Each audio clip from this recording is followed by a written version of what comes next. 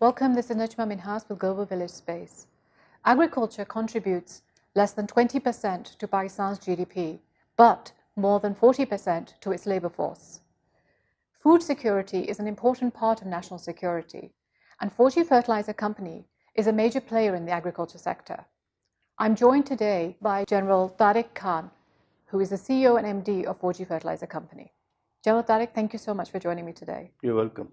I'd like to start off by asking you to explain the transformation that Pakistan has done from being an agricultural economy to something where agriculture contributes less than 20%. Why has that transformation taken place and what are the implications? Well, there hasn't really been much of a transformation in that sense. We haven't gone into manufacturing or into industry, and that the economy shifted from one end to another end of the spectrum. What's really happened is that money coming in from abroad through remittances, etc. These have increased. That's become the largest component of our budget. Right. The remittances. And as far as the agricultural component of the economy, it has actually started diminishing because of bad practices. Okay. And what kind of bad practices? Well, one, because of the way we use water. Okay. The kind of crops that we grow, okay. Not acknowledging the changes in the environment and the climate, and then the growth of the population. So when you look at all of these things, economy has, the role of agriculture and economy has reduced. 37% of Pakistani households are said to be food insecure.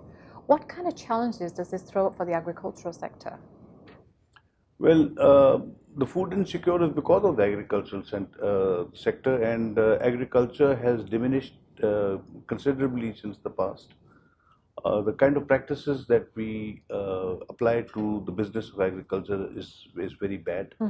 The fertilizers that we use, the mix of fertilizers that we use, then how we ignore the climate and the climate changes. Okay. There is a reduction in the water is becoming more scarce, and we are still not changing our ways of irrigation.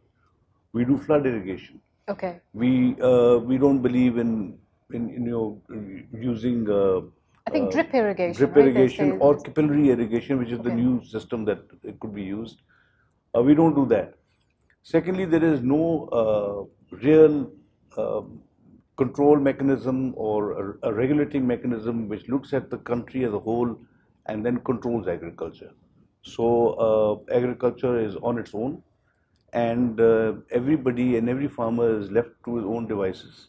Okay. And you can get involved with cartels, you can get involved with the middlemen. So there is a lot of disruptive business going on. So after the 18th Amendment, I think agriculture has gone down to the provincial level. Do you think it's the lack of bigger government policy regarding the sector, which is the reason why we're not seeing a development of the sector? Or would you say there's something else responsible? No, I think there's it's basically there has to be governance related to agriculture itself. It's is it a profitable business, and can people really survive on that? There is the shift of population from the rural area to the urban areas because they can't survive on agriculture. Those lands are then being converted into commercial use.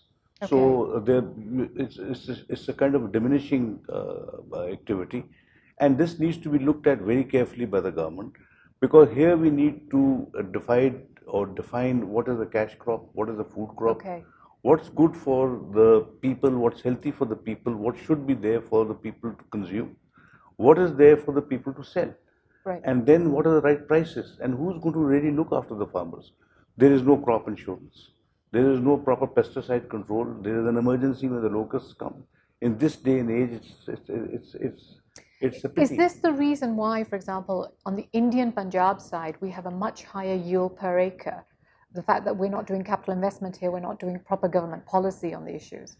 Exactly. One, it's like I said, it's a very subsidized industry in India, and there's a heavy investment in the agricultural produce as well as fertilizers and things of this sort. So there's a lot of heavy incentive given to farmers and farming and food.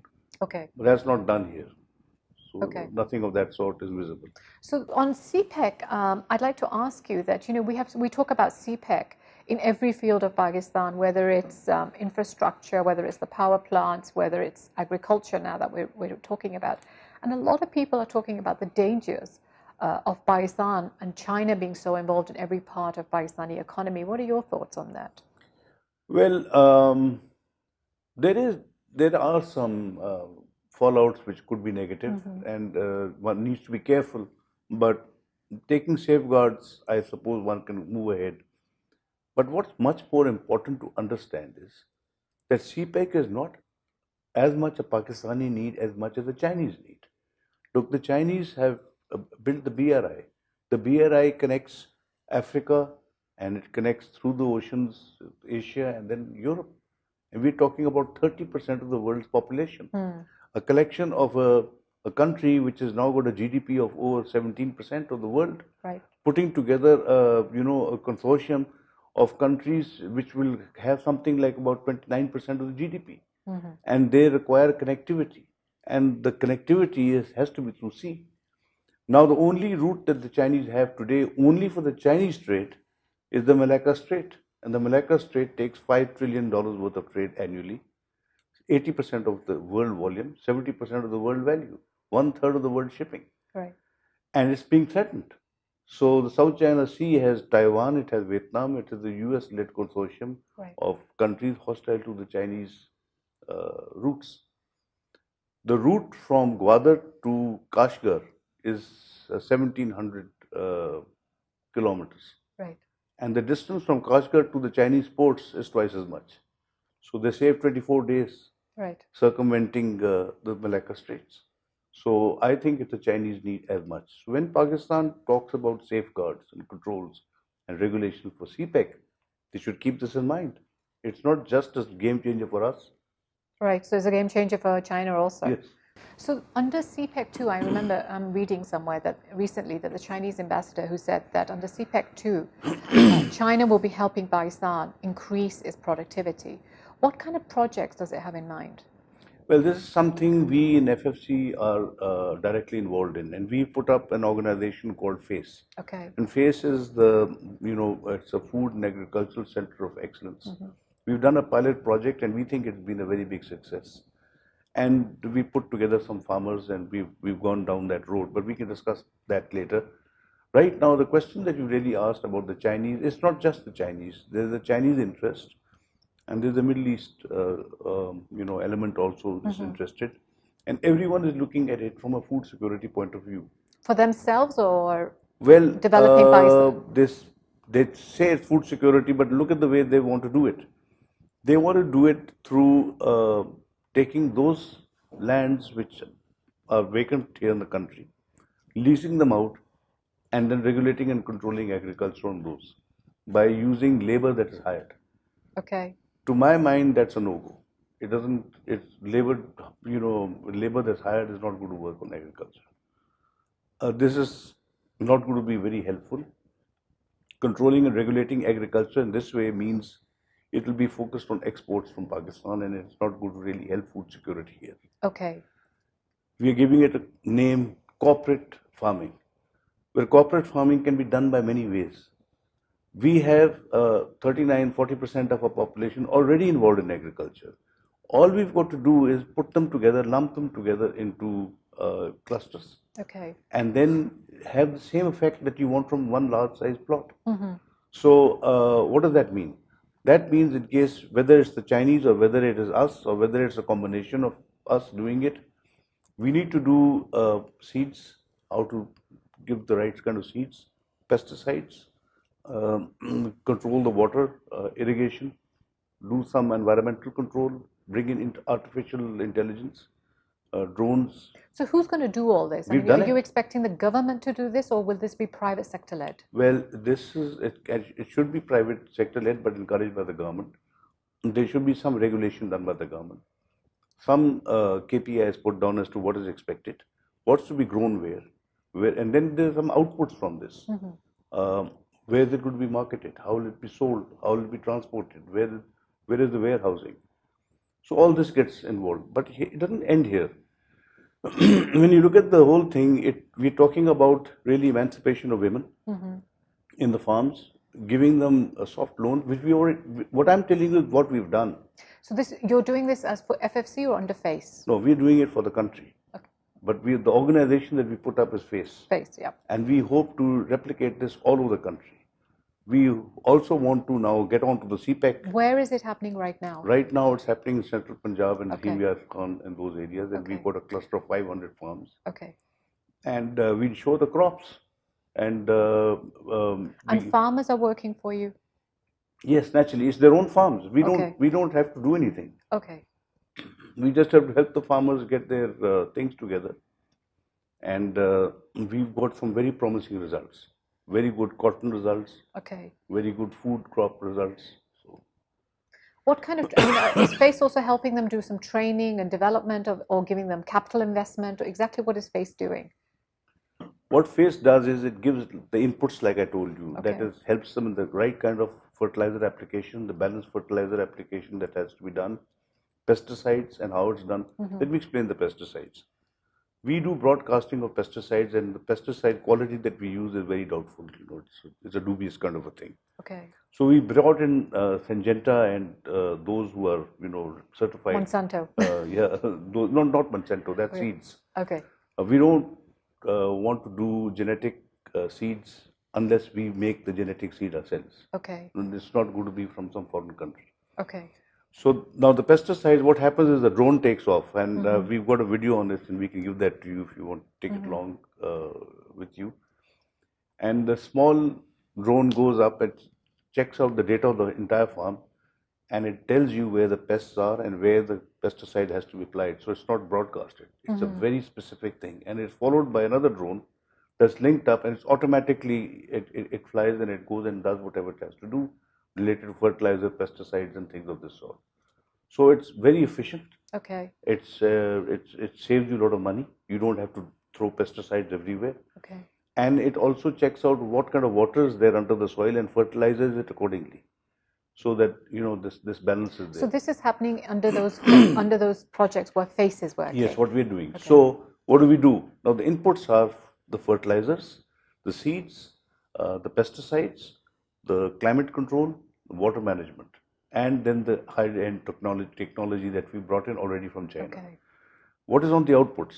It is the insurance of the crops, the sale of the crops, the marketing of the crops, the transportation of the produce of those agricultural goods, warehousing, etc. So now what happens is the middleman is out. Right. And the cartels are not affected. And what kind of percentage yield increase have you seen as a result of this? We looked at 30% in cotton. 30% increase in cotton. Okay, wow. Yes. And since it's a very new project, we are expecting very good results elsewhere. We think it will help everywhere, but if you take this as a benchmark, I think we can do anything up to. And look, the potential for the yields to go up in Pakistan is huge, because we have got the lowest yields in the world. Right. So the sky is the limit for us. We can start moving by a huge percentage. So one of the essential elements to increasing the yield, obviously, is the right input of fertilizer, and the fact that Pakistani farmer is not able to put in the right combination of potash and urea and DAP. Is there any way the farmer can be trained, or is this something that the farmer just needs to be subsidized? I mean, what is your view on that? Look, the fertilizer inputs into the basic inputs into the soil are the NPK formula, that is the nitrogen, the phosphate, and the potash. Now we are a nitrogen-based, fertilizer, because we use 6 million tons of urea. Is that cheaper? Is that why we're nitrogen-based? It's cheap because of a gas and fertilizer policy that was formulated somewhere in the late 70s. Okay. In which we are supposed to be given gas at a specific rate, which is related to the Middle East price. It's not happened like that, because price of gas kept going up, and we are supposed to, as an industry, be responsible and keep the price of fertilizer lesser than the international prices. Okay. Right now, the price of gas is nowhere near the Middle East price. It's much more. Right. But our price of fertilizer and urea is 1,000 rupees less per bag. Okay. So let's say, for argument's sake, if we stop producing fertilizer today, what happens? You will import it. Foreign exchange. Are we currently importing fertilizer, or we're not? No, we are not. We are self-sufficient in urea. Okay. Though at times we do import. I'm against that import. Why? I don't think we need it. We need to do it, and therefore it's something which affects the market. We shouldn't do that. But if you do import, and this is important to understand because going ahead we are going to have problems. Right. If you do import, you're going to use foreign exchange. You will not get revenue because you don't put revenue on imported urea. And along with that, you'll have to subsidize it by 1,000 rupees a bag. Right. So the government gets hit 3 times. Now, but because it's urea and it is available and that's what the farmers can get, so we have an imbalanced application of fertilizer. Now, going forward, however, we're all hearing about how Pakistan's own indigenous gas is diminishing, expected to really reduce by 2024. So what is the plan that the fertilizer industry has for the next decade? Because we're at the start of a new decade now. There are 3 possibilities. First is we cross our fingers and hope for getting fresh gas from somewhere which doesn't look like anywhere near on the horizon. The other is that we do a mix of RLNG and the present gas and give it greater life for some time. And the third is that we do gasification of coal. Okay. Now, we have got one of the largest world's resources available to us. So it would be ridiculous not going down that road. Right. But having said that, if we don't do it... Is it easy to do? It's an expensive project because gasification is somewhere in the region of $3 billion.